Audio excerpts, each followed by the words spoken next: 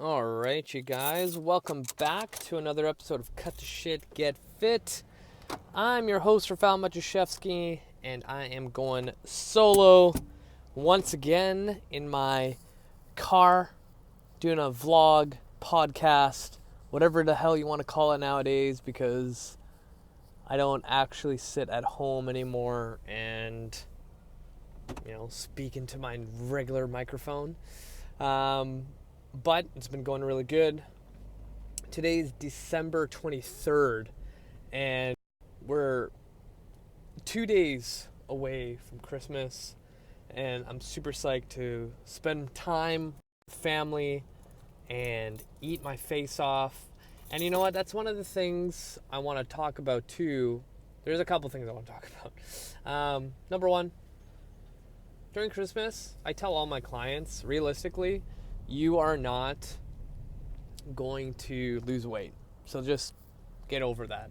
And I just realized I'm driving at night, so I apologize for the darkness. So I'm actually going to edit this video and try to put the brightness up as high as possible so you guys actually get to see my face. But, hopefully there's some moonlight that could come through my sunroof and beam upon me so you can see my beautiful face. Fuck, where am I going with this? Anyway, Christmas time, let's be real, people. We are not going to be dropping weight, getting fucking shredded, because you don't want to be that person where you don't,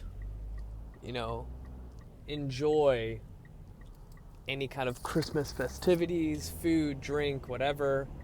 And if you are one of those people, God bless you that you can actually do that. But let's be real, 99.9% of the people out there are just like you and me, where we're going to indulge a little bit. So lay that out. This is why a lot of people January 1st get on that whole high horse of new year, new me, I'm going to get fit and healthy. But anyway, the actual topic I want to talk about today is this topic that is close and dear to my heart: anxiety. The nice thing about having my podcast is being able to reach out to listeners and getting their feedback. So I want to give out shout outs to everyone who's DM'd me through Instagram or messaged me through Facebook, just giving kind words that this podcast has helped them. And just goes to show that I need to reach more people. I hope that my podcast can reach millions of people around the world and help them as much as possible to get through the shit that we have in our life. And one of the things I want to bring up is this topic of anxiety, because a lot of people, like it or not, they deal with a lot of mental health issues. A lot of times I've brought up mental health on my show and people feel relieved that someone's talking about it. Like, I don't understand why people don't want to talk about it. And with people dealing with the stuff that's going inside their head, if they start talking about it, a lot of good things will happen. I think this is a personal opinion of mine. A lot of people dealing with mental health issues, even if you just talk about it, you're on the right path to heal yourself. The last thing you want to do is keep everything bottled up inside and not have a chance to let it out. A lot of times when you're dealing with anxiety, depression, emotional just crap, the thing that you want to do is become this introverted hermit and not speak to anyone. And I've had my fair share of experiences where I don't want to talk to anyone. I start thinking dark thoughts and it just doesn't get me anywhere. And I thank God every day that I have a wife that listens to me and is literally my rock when it comes to these things. So I can only imagine when people are alone and they come home alone, with these thoughts, these feelings, like you're in a hole that you literally can't get yourself out. And this is the stuff I was feeling when I used to be overweight. And for those listening who haven't gone that far back into my podcast, listen to my early episodes that are super embarrassing of how terrible I was speaking to people. But I used to be really, really overweight, and the depressing feelings, the feeling of being stuck in this hole, this dark hole, could never leave me. And it wasn't until I found exercise it started going away. So when you look at, psychology research or behavioral research, a lot of triggers are the reasons why people have so many anxiety. So much anxiety attacks, you name it.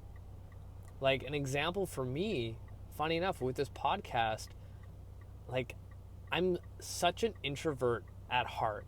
You have no clue. A lot of times when I meet people, they just think I'm this like outgoing person, and I can do it, but it takes a lot out of me. Like it just drains me to a point where when I come home, the last thing I want to do is talk more. But I hate getting out of my comfort zone, but I know that's where my growth comes from. And that's why I've, year after year, I always try to push myself out of my comfort zone. And I think this is why I'm so good at what I do. And when I first started this podcast, I was way out of my comfort zone, way out of it.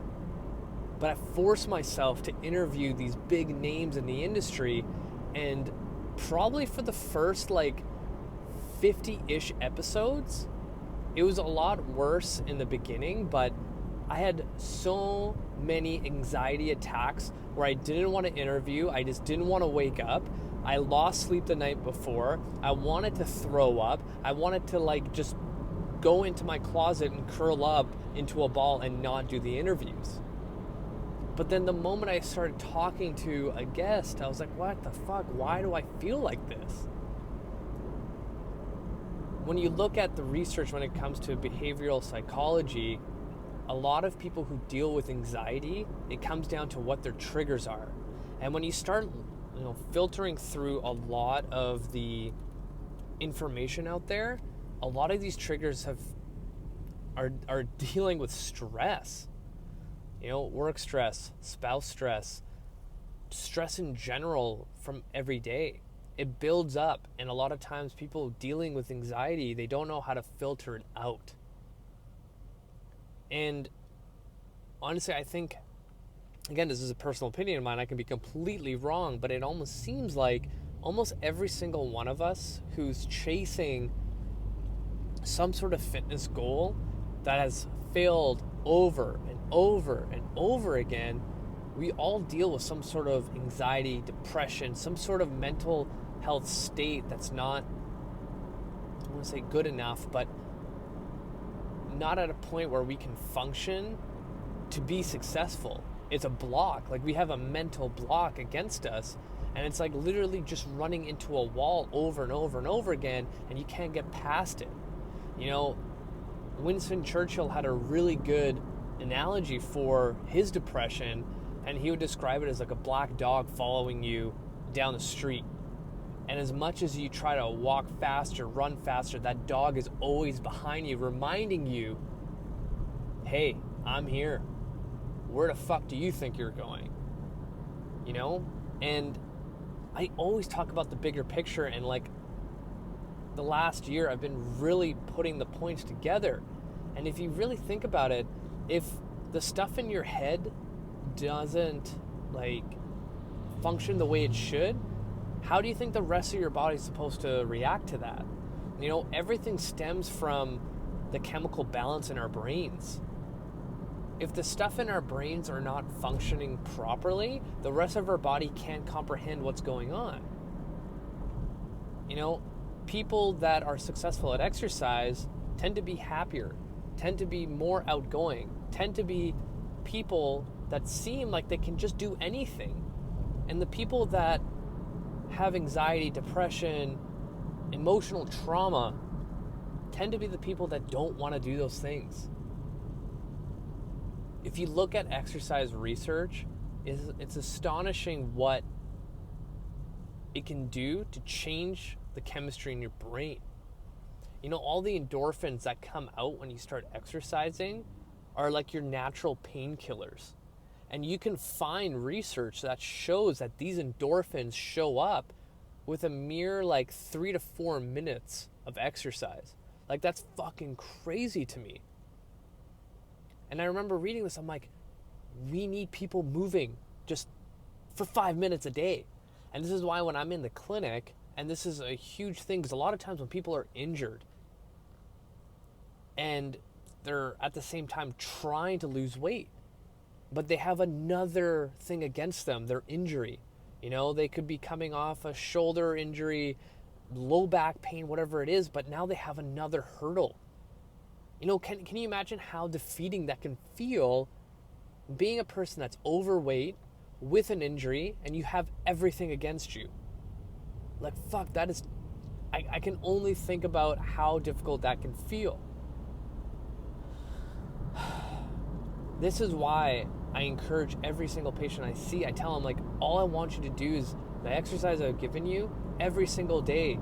And then something as simple as a CARS morning routine. So if you don't know, CARS is an abbreviation for controlled articular rotations. Basically, it's a fancy way of saying we're going to move your joints the way they're designed to, over and over and over again. So I tell people that when I show them this CARS routine, I tell them, I want you to do this every single morning. If you do 3 repetitions of each joint, meaning your neck, your shoulder blades, your shoulder, your T-spine, your hips, your elbows, your wrists, your knees, ankles, it'll take you 5 minutes. It might not seem like a lot, and a lot of people brush it off, but the patients that do it, like the week after they come, the month after they come, they've changed. Their chemistry in their brain has changed. All those endorphins are firing like crazy. They feel motivated, they feel happy, their injury starts, disappearing, they're getting better. The mental side of this whole fitness and health game is huge, huge. I've seen it time and time again.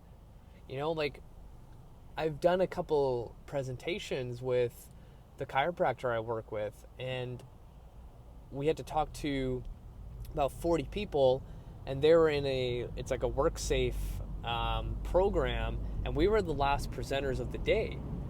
And, it's like 3 o'clock on a Wednesday afternoon, everyone is tired, grumpy, and blah, blah, blah. And all we did was talk about the benefits of exercise and movement, and I showed them the CARS routine. Within minutes, people were laughing, people were happy. Like, it was unbelievable. Like, I wish I had, a GoPro on my forehead to show the change in energy in the room, all from like 3 to 5 minutes of movement. Exercise is so important for people dealing with depression and anxiety. The hardest part is showing up. Sometimes people get anxiety just thinking about, holy crap, I have to go to the gym and spend an hour. Why not just do something at home? Why not just go to the gym?